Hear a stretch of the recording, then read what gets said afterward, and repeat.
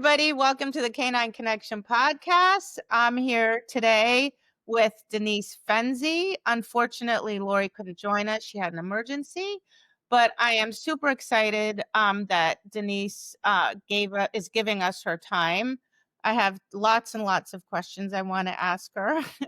And the first thing I want to know is her journey to start the Fenzi Dog Sports Academy, because I think if you look at somebody just on the surface, she has this successful school, she has a ranch, she's a well-known personality on Facebook, and these things don't just happen overnight out of nowhere. So Denise, tell me, because I want to know about your journey to start the school and everything you're doing now. So, I actually started many businesses before I got to FDSA with varying levels of success. Some of them were pretty, let's say, tragic. Partly because I'm a super optimistic person and I trust people, very Pollyanna in many ways. And so that means I do a lot of things. I love doing things with other people. I get involved, and sometimes that works out, and sometimes it doesn't. Some were, tragic. But FDSA, I started the school after somebody else asked me to teach a class at their online platform. And it was, in my opinion, shockingly successful. So that was 13 years ago, 14 years ago. I didn't know how well it would actually work. Like, how well can you teach a class? So that was the thing.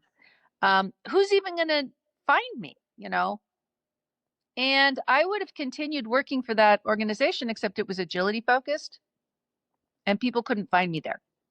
So unless they changed the name, which I actually suggested to her, I go, look, if you change the name, I'll do all the obedience stuff. I'll even run an obedience school for you with other people and such. But she was an agility person, so she didn't do that.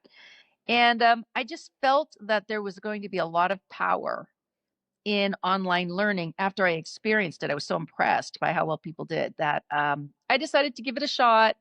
And it was new back then, so that was a thing. And I wanted to come in and cover a lot of territory at once. So I think I started out with 5 or 6 instructors, opened it up, and just wanted it to be very broad. And I will say it's gone way beyond my wildest dreams, in terms of impact and attraction to people and success. So it's been a pretty cool thing. Yeah, it's pretty amazing just how big it is. I look around, there really aren't that many online schools, and certainly not that cover so many different topics, right? You cover pretty much all sports, just about.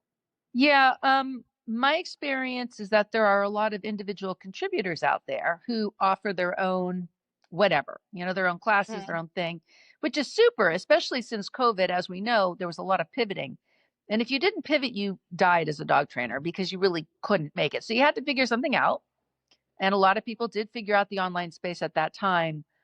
But no, there's not a lot of generic schools kind of that do what we do. My husband's perspective is that the school is successful because for a very, very long time, I've sort of had a single-minded focus on making the dog training sport community a little kinder towards dogs.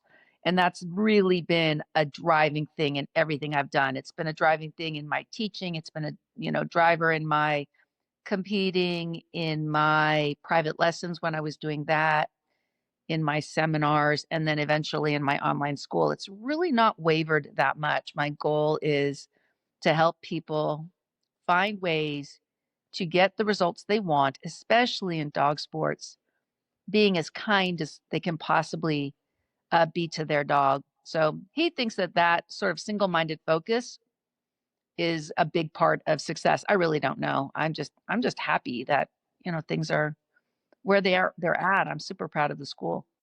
You should be. I think it is a big reason the school is super successful, because I think that it's where people have a place to go that want to work with their dog in that way. And those places aren't always around. And now, there's a place to go regardless of what your sport you're in. And in certain sports, that's really hard to find. Yeah, well, when I started the school 13 years ago, I would like, obedience is sort of my kind of first love and first competition sport. I mean, I've been doing it for 45 years. And back then, the only options you had were tracking, AKC obedience, conformation. I was before agility. So you really didn't have a lot of options. Mhm. And so obedience is the direction I went. But I genuinely love obedience. But I can say that back when I was competing, it's very, very likely that I was the only person at any given dog show that was training with, when I say positive reinforcement, I mean without additional corrections. I'm not saying there's no such thing as force free, so I don't even talk about that. But what I'm saying is it was really important to me that I not be pulling on my dog or pushing or using a you have to do it sort of approach. And there were plenty of other people doing things there that I didn't have a problem with. I didn't think they were being unkind, but they were not doing what I was doing. And if somebody wanted to do what I was doing, their options were almost zero if they could not figure it out for themselves. Mhm. It just didn't exist. Now things are way better now. I know they are. When I go to fun matches, which is rare, but if I do, I see people doing like toy play. Nobody was playing with toys when I started. They were using food. And I'm in the area where Judy Howard was, and she really brought food to obedience on the West Coast. We all thought she was cheating. It was like, oh, she's using food. Of course her dogs are doing it, but the rest of us wanted to win too. So, and she seemed to be winning, and she wasn't doing it in the ring, so she was above board, right? So that really is when I started to see food take hold. And I saw toys starting to take hold after I showed up. I'm not saying I brought toys. I'm just saying that until I was around and until agility people started coming back to obedience. So they started in obedience, they went over to agility, and some of them came back and they brought some of those toy skills with them.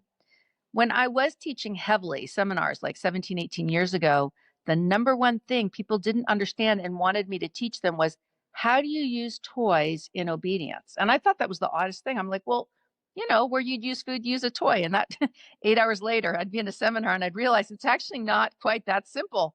But that was a big change. And so now it's not unusual to see these things around training, more food, more enthusiasm, more personal play, more toy play. And there's still plenty of, degrees of corrections, but at least on the West Coast, I think there is at least a desire to have a dog that's buying in. And that wasn't necessarily true, especially when I started with my dogs so many years ago. It didn't even cross my mind that I didn't care how the dog felt. I mean, I really didn't. I remember pulling dogs out from under the table to train them. So that's not exactly buying in, but it didn't matter to me. That's not why I was there. I was a kid and my whole mind was so different. And now I'm like, I won't even do it. Like, there's no way I'm going to train a dog who doesn't want to do it. It just would mean nothing to me. I would have no value in there if it wasn't my partner and my friend. What caused it? What created that change? What triggered that? Well, the first dog I trained him with positive methods and then I proofed him with corrections. And I was 25, I'm 56 now, so I don't know what the math comes out, but anyway. And he was also my first Belgian. And the shift was not intentional. It was just that I wanted to start working with him. And the tradition then is you didn't train until they were 6 months of age. And so what was I going to do with him between 2 months and 6 months, right? So I thought, okay, well, I'll start training him when he's 6 months, but in the meantime, I'll just do these obedience tricks, right? Like heeling and stay and fronts and finishes and recalls and retrieving and sendaways. And he was just a very bright dog. And as I recall, hold on a sec. Hey, I know you're playing, but no. I think he was 26 months. He was a champion UDT. So he learned very fast. He had a high end trial. He was pretty easy to work with. So by 6 months of age, that dog knew a lot of stuff, and I was doing it with the ball. So then at 6 months, I was going to get out the choke chain and start training him. But that seemed a little silly because he was doing well. So I didn't. So 7 months, 8 months, 9. By the time he was 10 months old, I felt like he knew everything through utility in my backyard, right? So kind of the classic high and trowel in your backyard dog, you know? And then I took him to a training class and I could not wait to show off my amazing dog. But my amazing dog wasn't there that day. My amazing dog was so overwhelmed by the environment and so excited. And then my brain kicked in and said, okay, because I didn't understand what I was looking at. So then it was like, well, it's time for the corrections because he knows this. So now I have to make him do it. So that's when, with that dog, I started using some corrections, but really it was all pretty light-handed because he knew it. And it was just, okay, you have to do it when we're in public or whatever his issue was, like when there's other dogs around or whatever. Right. And that kind of went like you'd expect. It kind of worked and it kind of didn't. It's like they're not dumb. Like, oh, okay. So when if you're correcting me, then I probably shouldn't do those things. But when you're not correcting me, I'll still do those things. Okay. So life went on, and then I used to work for the federal government. I actually have my master's degree in public administration, and I had planned to do that as my work, my job, and then Right. dogs are my entertainment, my hobby for fun. And that was fine until I had a child. And I had a really difficult child, and I just could not figure out how I was going to put him in daycare and go to work. It was just not going to work. He was like, he needed constant attention. He was a really challenging boy. And so I ended up not going back to work. But then that left me home with a toddler, and I'm like the worst stay-at-home mom. I mean, it's not that I'm a bad mom. My attention span's very short, and I'm not a child person. Now, don't get me wrong. I love my kids and all, but like when I see a mama and a baby, I have no particular need to go see them. I just don't. Same. I'm Now, the same. I spend a lot more time looking at puppies and dogs than I do looking at human children. And so I loved my own children, but this was also, the internet was just starting. So there was no like cell phone. So your life was, I was in the house alone. My husband was working in Texas and we lived in California. So he was flying back and forth. It was grim. And I was really struggling with that, and desperately wanted to get back to my dog stuff. And I had bought a dog when I had a human child, which I don't really recommend, but whatever. So I had this lovely, lovely drivey dog. So much fun. And I just worked it out where I would go to the IGP club and I got some private lessons there. And somebody else said, well, will you help me with it wasn't me personally, it was his dogs. And I think I got $50 a day to board and train his dogs, but I didn't care because it was enough that it paid for a babysitter so that I could go and train dogs, my own dogs, a few days a week and just frankly be around adults. And somehow I never went back to work, and my husband stayed at work. And so I called myself a stay-at-home mom for years and years and years, even though I was doing more and more lessons, starting to do more stuff myself. Then people were inviting me to teach seminars.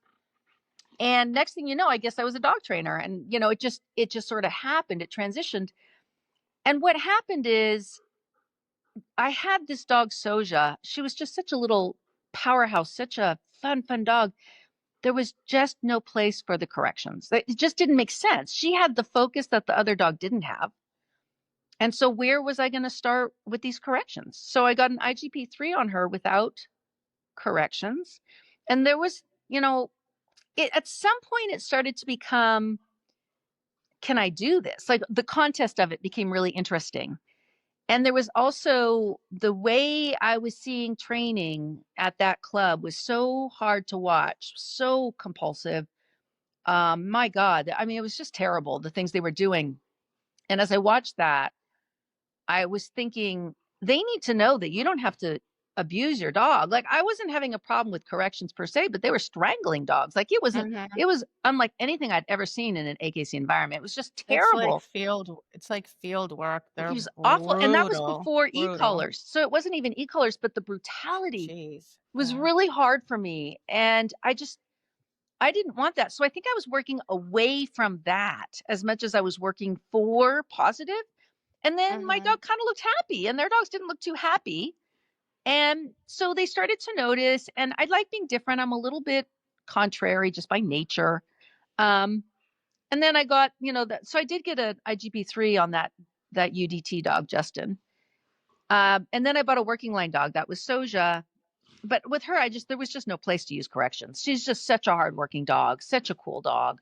And I took her in the AKC ring with no preparation, 2 199s, just high and short right off the bat. Just such a good, successful little dog. And ended up giving her to her co-owner to do agility with because I just felt she'd be happier there. And so she took her. And I had one of her puppies. That was Reika, who I should tell this story at some point. But anyway, you saw her at the NOI in Long Beach. And all this time, I was doing everything myself more and more positively because it was interesting and I wasn't finding places to correct. It just wasn't coming up. But I was still using corrections with my students. And because it was easier. It was easier to tell somebody to correct when the dog does it wrong. And it wasn't like I was hard-handed. I was actually quite soft. But there were still corrections in there. And that part didn't really change until I did a lot of seminars. And one day I was just like, I never even get to the dogs. Like there's so many issues with the people and the way they're handling and their food placement and their choice of reinforcement and the choice of environments and where they're standing, and they're causing all their problems. And so I was just like, a really simple Zen, could you play somewhere else? A simple example, you do a recall and your back is against the wall. And so the dog doesn't come all the way in because of the pressure of the wall. And so then they correct their dog in. So now their dog stands further back. Like that's such an obvious and easy fix. Like don't do your recall against the wall. And now the dog comes in. Very nice. Now slowly back up to the wall. Right. So, and that was all I did. I felt like just dog after dog was your dog heels wide because you walk into your dog. Your dog heels close because you walk the other direction. Your dog lags because your shoulder is back. Your dog forges because you're wrapping your arm. It just went on. And I just remember kind of being in one seminar and just thinking, I never get around to correcting the dogs in seminars. I'm just fixing these things that people don't see. They don't think about. And that's kind of when I went home and thought, what happens if I train my clients the way I train my own dogs? And it's really hard. All I can say is it's really hard because I'm not training their dogs. I'm training them to train their dogs. And they are all over the map, right? In terms of their skill level. Yes. But my creativity went through the roof because all of a sudden I had to solve problems that I knew how to solve very easily with a correction. I had to figure out how to communicate to the person, first of all, where it came from, because now it mattered where it came from, because now we're going to have to get out of that. And then I had to think up answers to problems like dogs doing a send away, spinning on the way out. Like, oh, wow, what do I do about that? Like, I just remember it always, and your brain just kind of goes on steroids. It's like amazing when you have to solve a problem, especially when you're in front of people.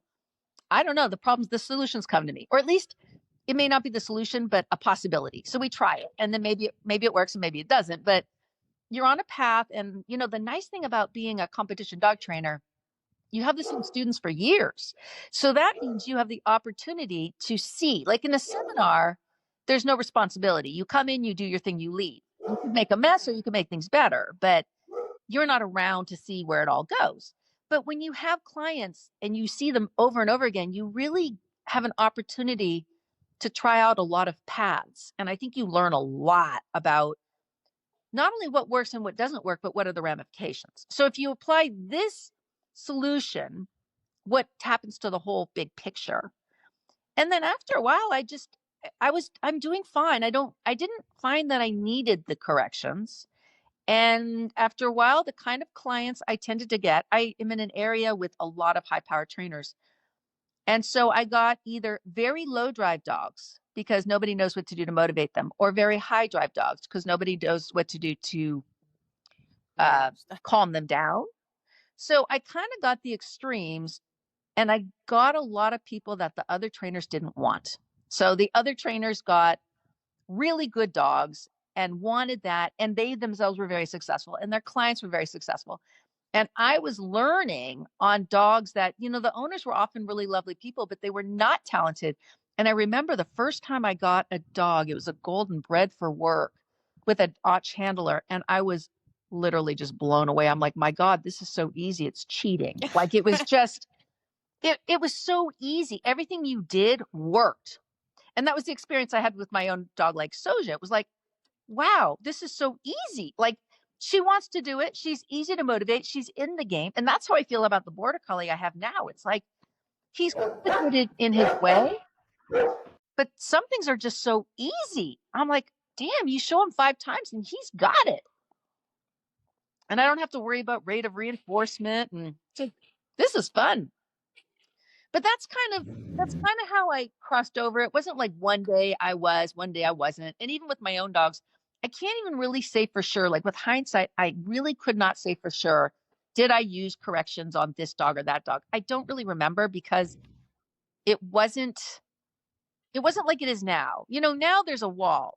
So you're either goodness and light and positive reinforcement, or you're the evil devil and you're a balance trainer, right? So we didn't do that so much back then. It wasn't there wasn't that hard divide. So it didn't matter that much if a person who was mostly positive reinforcement corrected a dog. It wasn't like the heavens were going to fall in like it is now. I think a huge point was when you started to realize that, that you weren't at the seminars, that you weren't really working with the dogs, that it was all the handlers, right? I think if you realize that most of these, like, why you don't need to correct a dog that's not coming close enough because of the wall, because if you just change your handling, the problem's resolved. Right? So Yeah, then you don't need the correction. If you fix your handling, if you do better training, then you end up not needing to do corrections because you're giving the dogs good information, you're setting the dogs up to succeed, and then all of a sudden it's like, "Oh, look, they're doing it." problem went away. And there Problem are goes away. Yeah. absolutely issues that are not that simple, because what I've learned since then, and what I'm really like fascinated by now, dogs have a personality, they have a temperament, and they have opinions. So I struggle with Zen coming in close enough in front, and it's not because of pressure, it's because of conflict. When he's holding an object, he owns things. He has so much possession, and he doesn't mind sitting there with me, but he knows I want to take it. And it's a constant, like 9 times out of 10, when he comes in, I don't take things from him. And then he can do it. But every time I take something, it's like money out of the bank. And I can give it Mhm. right back, but he knows I'm going to take it. And the poor little dog, it took me months even to get him to give me a toy. And he wanted me to throw it, but he couldn't give it to me. He could put it on the ground. We found some middle ground. So he would put it on the ground and then he would back away and then he could deal with it. But that's kind of an area that really interests me now, is understanding that, inside of them, they have things that are wired in there too. And how do you work with those things? How do you avoid the conflict, which then causes the things you don't want to see, instead of fighting about it? Because it's frustrating when the dog comes into front and you reach and the dog turns their head away. And you're like, you know what? It's just your ball and I'm just going to throw it again. And you know that. But then that's the information right there. I know he wants me to throw it again. And yet the inability to just let me have it is so powerful. It's a conflict in him, because it's like, I want you to throw, but I can't give you this. And that's, if you see it that way, then it's like, well, what do I need to do to, one, make him trust me, that I'm not going to do it very often, and two, find ways to reduce that feeling that he's having, that pressure that he's having. And that is sort of endlessly fascinating, because there are so many things that dogs bring to the table that make it challenging for them to do the things we want them to do. It could be as simple as attention span, like my little terrier. He's just got a very short attention span. And it's not that he's not trying. It's just that his brain gets pulled 100 different directions. And I'm just one little itty bitty corner. And becoming more sensitive to that and recognizing how hard it is for him has it's kind of helped me really get to acceptance, whether I end up competing with the dog or not, because now I can accept it. It's not that big a deal to me anymore. If a given dog isn't going to make it, as long as I can make that dog happy, I'm kind of okay with it. I'd be sad if I didn't have any dogs, because I love to train. I want dogs to want to train, but a lot of that driver to do a certain thing a certain way has really gone down. And I think it's made my life a little bit easier, but I so love having two dogs that love, love, love to work. There's nothing they would rather do than something And with me, which is pretty cool. yeah, that is really nice. I mean, I think they are all different. I mean, when I look at Zaina, when I take them swimming and I throw them bumpers, it's like her personality, it's like that's who she is in work.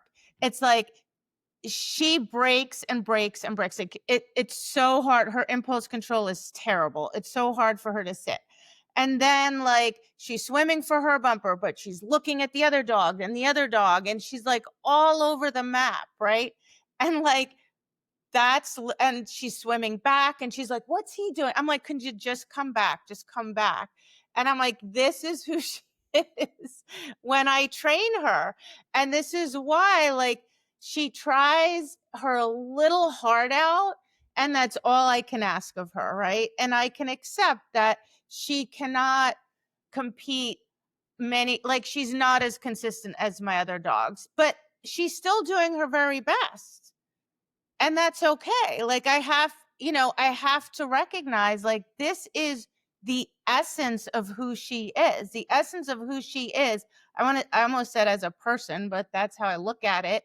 The things she does in life, that's exactly what she does in work. And I'm not going to change that. I mean, I'm not going to try. I just do the best I can with what she presents. Like she wants to work. She just, you know, has her own little flair. Crystal, because I know you were on her podcast recently, Crystal Wing. We were just talking about a dog. She's talking about a lab, and we were talking about a dog who's prone to very frantic behavior. And the dog simply can't sit still. It's got 2 seconds in it. And so she started making the cues all running: run around a cone, get on a platform, eat a cookie, run around a cone. So it was sandwiching every expectation, one position change, run around the cone. And she said it was so effective with this dog because movement, mindless movement, running, it's not like you can go around a cone the wrong way. Like you either went around the cone or you didn't, right? So it's not.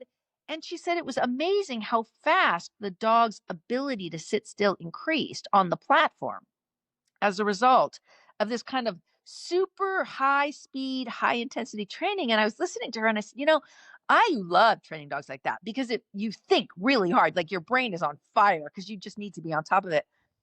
But it's also very hard for most people because you have to be 8 steps ahead of the dog and it forces you. But I loved, as we were talking about it, I loved how she worked with what the dog was.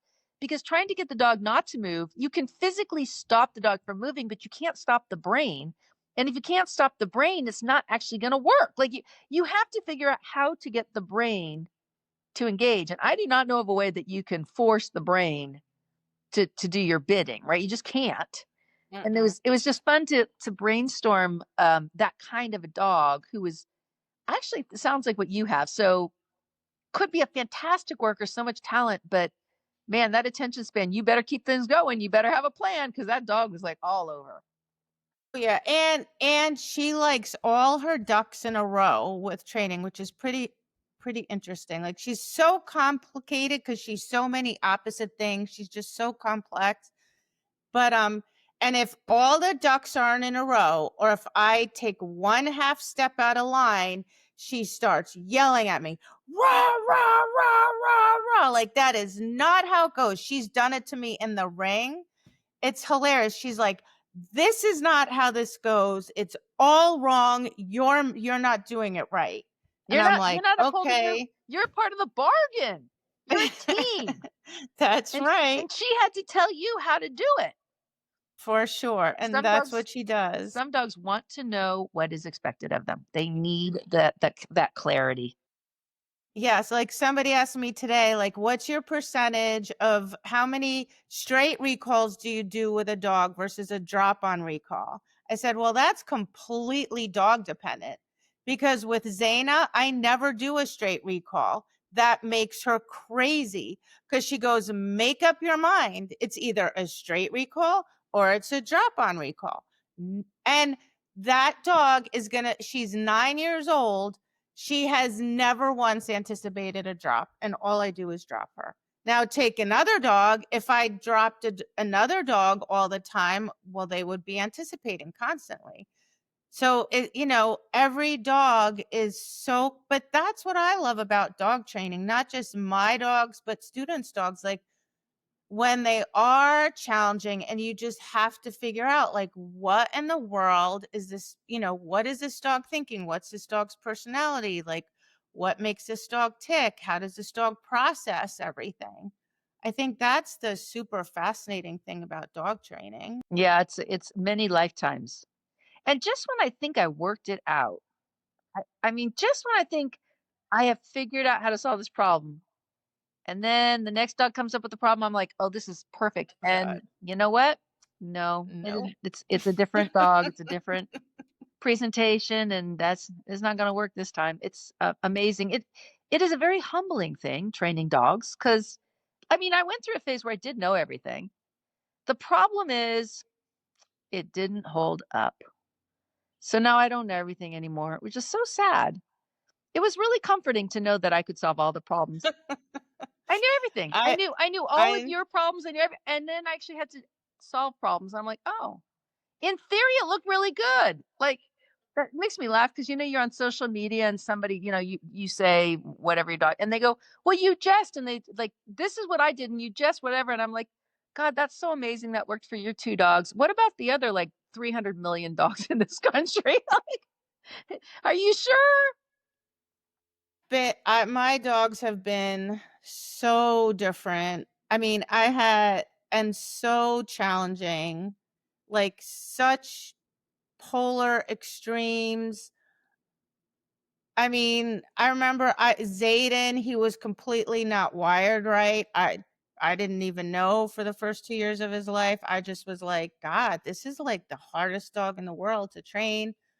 But each and then Zeal was terrified of, oh my God, so many. They've all been so challenging. But I don't know. Yeah. So I never got to the point where I think before I got Zayden, I thought I actually, for a minute there, I thought I knew what I was doing. I was very confident for like a minute. Yep. And then I started training him and I was like, I know what I'm doing. This puppy's going to be amazing. And he's like, I had him for like 3 months and I'm in my backyard and I sit on my rock wall and I go, this dog doesn't know a single thing I have been trying to teach him for 3 months. Like, this is going horribly wrong. And yeah, and from that day forward, I never again did I think I knew what I was doing. Now I'm just like, every dog is going to be a challenge and just a constant learning process, but that's why I love it, because I feel like I know if it was easy I'd be out. I would have been out decades ago. 'Cause you're done. Like You did it. I would have been bored. I just been totally bored. Yeah. No, the But challenge is awesome. it's so hard and it's just endlessly fascinating, like endlessly fascinating to me. um What I find interesting though is people, I mean, look, we all get frustrated. That's normal. I get frustrated with myself when I can't figure something out because I know my dog's trying. I'm like, I just can't figure this out. And sometimes I'll get frustrated. But like sometimes people get really upset. And I'm like, yeah, but that's what part of training, like whoever told you this was easy, that this was supposed to be just, I think people get very frustrated when things very quickly, and I think they get frustrated with the dogs. I think people have a fear that it will never get better. So, the first time you watch a dog Mm. walk through the broad jump and my brain immediately says, "Holy shit, I never want to see that again. He's going to do it in the ring and we're never going to get a CDX or whatever." Like it's very easy to go there. Now, as a coach, I watch people go through that and I'm like, "What are you talking about?" But when I'm the person who's watching my dog walk through the broad jump, I've been there. I mean, I have so been there. And I think when I get upset in training, it's because I don't know if I can solve a specific problem. But I don't know. I've been around long enough. I just don't get that upset anymore. And also, if I do get upset, I stop training because I just know not to train upset. It never ends up a good thing. So stop the training. And I think you probably have this too. I have a little bit of an obsessive thing. So my dog's position changes are not perfect.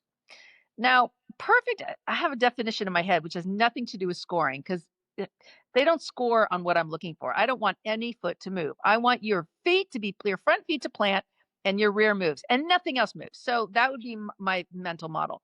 It's not about getting a perfect score. And I have been working on this for 4 years with this dog, and I still don't have it. I think I'm closer. But the obsession is about, can I get it? And so I'm not, it's not like I can't get position changes. And I can very likely get full point position changes right now if he's not in an arousal spike. But I care about it because I want to know how to do it. And that's the thing that's kind of got me. And it's like, why do I care? Why don't I just walk away? It's good enough. But then I'm like, that works for one day. And then I'm like, I wonder if I tried. It's like I go I'm the back to same it. way. I like love figuring things out. Like I remember with Zeal, that poor dog, like the planet was just really hard for him. And he got to a certain point in his training or competition where when he was on, he was like 199 and above. I mean, he was a machine. But he would just randomly implode and it would always be on one exercise and it was never the same exercise in one weekend. And in a tournament that would knock you out. So I was talking to a behaviorist that I had worked with and I said, I think this is just the best he can be, and I'm okay with that. And she's like, I think this is like beyond, yeah, he's already working so far beyond his ability that his natural ability that's you're never going to get any better than that. And I was like, okay, like I completely accept that. Like I can accept that he's doing the very best he can. But I never stopped trying to figure out, could I make it even better for myself? Like, not because it even mattered. Like, I had accepted that he was who he was, and that was more than good enough. But I just still wanted to figure out, like, can I make him more comfortable? Can I make him more, like, what could I do? And I'm glad I'm like that because the fact that I continued doing that, that's when I eventually, like, I don't know, like came up with strategies that really helped him that I use with a ton of students now. Right. So I think that obsessive, desire, like, can I figure this out? Like, can I solve this problem? That's our own personal journey, but it also ends up, I think, helping us tremendously as instructors. Absolutely. Because they benefit. Wait, I think what starts to happen, let's say you have 10 solutions to a specific issue. But you start to learn that these 3 solutions generally work on the higher energy dog. This one over here works on the lower. Like you start making patterns in your head, and it makes you much better at predicting. Because you can say to yourself, I've seen this type of a dog before, and this is what worked with that type. Because rarely do I find that there are solutions to problems. I find that there are different solutions to problems depending on where's the source of the problem. Is it the dog is afraid or who knows what? But I think when you've seen enough dogs, whether you've seen them in seminars or online or whatever, man, I mean, eventually, and you're probably in the same boat, you in some way worked with thousands. You work with thousands of dogs eventually, and you start noticing the patterns. And you go, all right, well, this pattern, this is what's worked for me in the past. What's harder, I find, is to solve my own problems. I find it much easier to solve other people's. With my own, I really have to stop and tell myself to look at it as an instructor. So watch the video, don't watch yourself training your dog. Watch it as if you were watching a client. And my God, that is so impactful. It works a high percentage of the time. I'll think of something I hadn't thought of or that should have been obvious to me that I should know. But it's harder to see it in your own sometimes than in other people's. Agreed. Yeah. I mean, exactly. That's so funny that you said that. More recently, I'm like, oh my God, just step back and pretend this was your student. Like, what would you tell them? Because a few months ago, I can't remember what I was struggling with. And so LAURIE who had learned a lot from me was like, "Well, why don't you try that?" And I'm like, "Oh my God, I tell students to do that all the time. Why didn't I think to do that for myself?" I was like, "What's wrong with me?" There's really something to being too close to a problem.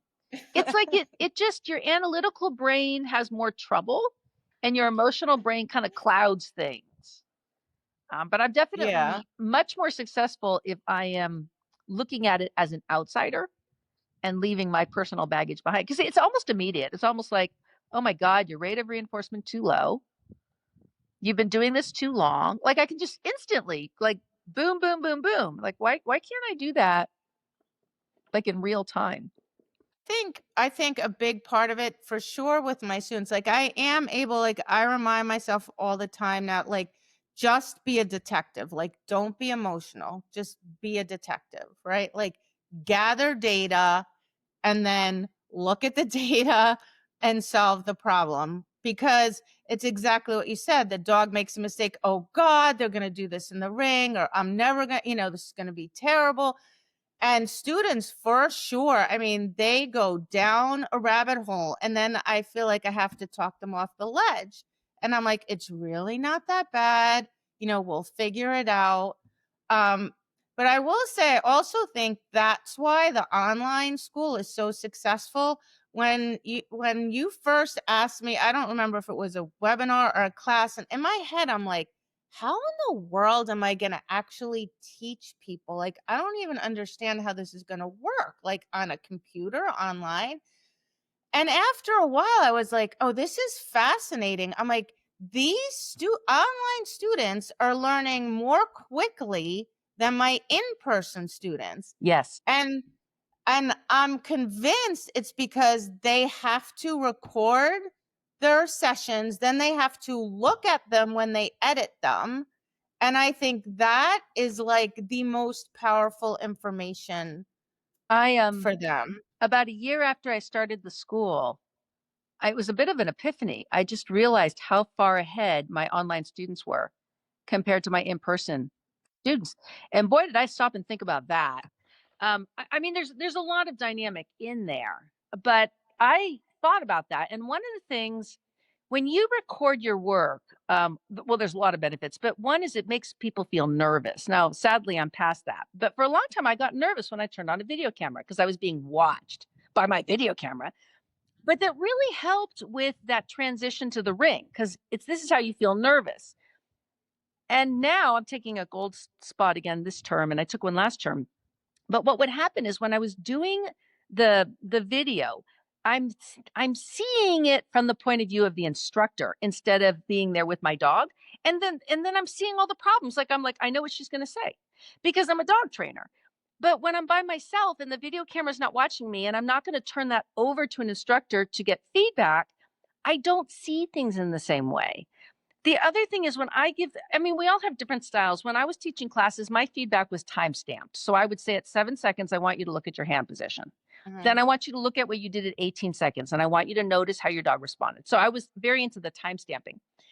When I'm working with somebody in person, what you did at 7 seconds is you don't remember. You don't know what your hand was doing. It's gone. It's off your chart. Mhm. So I can talk about what you're doing right. I can talk about what you're doing wrong, but you can't watch it with me.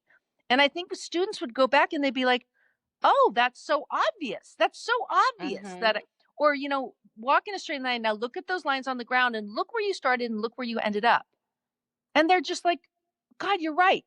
If you tell somebody that in real time, they don't mean to, but their first reaction is to be defensive. It didn't happen. I didn't do that. Right. And they Mhm. don't say that, but you can kind of feel that little bit of unsureness with some people, a little bit of defensiveness. In a video, the video doesn't lie, and you're not in the situation, and you're not trying to figure out what to do with your dog while you're talking to me, and you're not hot and cranky and whatever.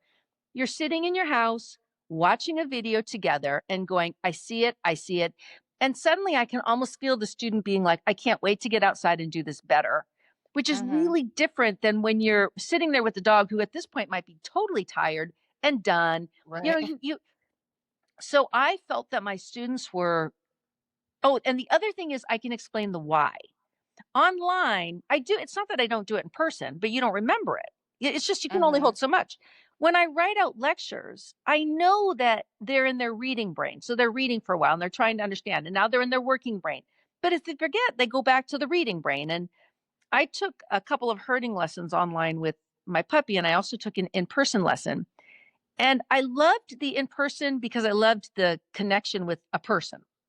But I don't Mhm. remember anything. And I videotaped, and it wasn't good enough to go back and watch it. When I did a lesson where I submitted a video and then she reviewed it and she got out a whiteboard and she was showing me sheep and all this, oh my God, when I went to my next lesson, I sat down, I reviewed everything she said. I made sure I had an exact plan in my head before I walked out on that field. And it was one of my best sessions because I was so structured, but I was fresh and my dog was fresh. And I was still in the car reviewing what I was supposed to do, exactly what it's supposed to look like. I can't do that when I'm standing with an instructor in real time. At this point, my dog's exhausted. He's already done several runs. So many things are going on. And I'm also feeling like she's watching me. I'm trying to respond to her. I'm trying to watch my dog. I'm trying to watch my sheep. So going forward, I think I'm going to really do 95% of my lessons online, even when, I'll do seminars when I have a chance and such. But I just felt like, wow, this works for me. And I know people are individuals and they need different things, but I was like so happy. And the other thing that happened is she said, I know you didn't ask me about this, but there's this other thing you need to know about. So she told me about something because I didn't edit my video. I just sent her like 6 minutes straight. And I said, comment on all of it, anything you want. Mhm. So she saw something I didn't even know enough to know that I had a problem. Like I'm just too new. Right. And I think that can be really valuable. Like you can get feedback on, I call it the spaces in between. So you might Mhm. not know that when you're setting up, you disconnect from your dog and you get your stuff. But Mhm. in a video, I can point out to you, hey, I want you to notice your dog's expression when you walked away there because you left your dog hanging and your dog didn't know what to do and you lost a lot of power there. When I do that in person, I find it's a lot harder. It's not that I can tell them, but they don't see their dog's expression. They don't see what happened Mhm. for those 15 seconds when they had their back to their dog. In real time, I put a stop to that, right? But so they don't get the impact of the failure. So I would say it's been very surprising to me that I have found it to be more effective than, the ideal is both because in person, sometimes you just want to put your hands on someone and just move their body. I do that. And that's why we have like camp. So I can do that. But big picture, I love what I get. And I've talked to people who teach seminars and go to things and they say, I can tell the FDSA students, I can identify them. I can tell from their handling. I can tell by the things they do, the way they interact with their dog. And I love that. And they see, it's a notable difference. It's really cool. They clearly they're well trained. They understand, they're paying attention. And that's pretty cool. Yeah, I think them seeing it. I've been doing my homework reviews with video, Mhm, so I can go see right here and have my little cursor. mhm. And very quickly, I find after even just a few weeks, they start seeing those things themselves. And I think that's huge. And then sometimes they're like, well, I can't see it yet in real time, but that's okay. Like, that's a huge step, even just seeing it yourself. Now you're really close to seeing it in real time. And that's something people really struggle with is reading their dogs in general, but reading them and reading them in real time and reading because if you're not, then more often than not, you don't even know why the dog did what it just did because you're not reading what's going on. You're just like, the dog did not do the behavior I asked it to. Well, but why? Right. What happened 5 seconds earlier? And on video, you can go back and look at what happened 5 seconds earlier, Mhm. right? And in real time, Yes. it's easy to forget because you get wound up in the problem. So what I tell people, like kind of regardless, videotape your work. I just find it so powerful to go back and look at, even if you're doing all the review yourself. And I don't watch all my videos, it depends. But I usually, I'll set it times 5, my video, whatever I did that day, and I'll watch it because at times 5 is like, yeah, yeah, yeah. Whoa, wait. What was that? Right. And then I turn it down and I watch it again because sometimes I've seen the most stunning things. Like I had no idea like my dog's creeping on his sit stay. I had no idea how much he was moving. And then I had the video camera on him once, and I was like, whoa, whoa, whoa, whoa. Because he does such tiny little steps that you can't even see it in real time. Hey, everybody. So, big surprise. I was not watching the time, and Denise and I talked for a very long time. So, we decided to split this into 2 episodes. So, we're going to stop this episode here, and but stay tuned. We will have the second part out next week. All right. Thank you, everybody, for listening. Thank you so much to Denise for giving us all her time, and we'll see you guys next week.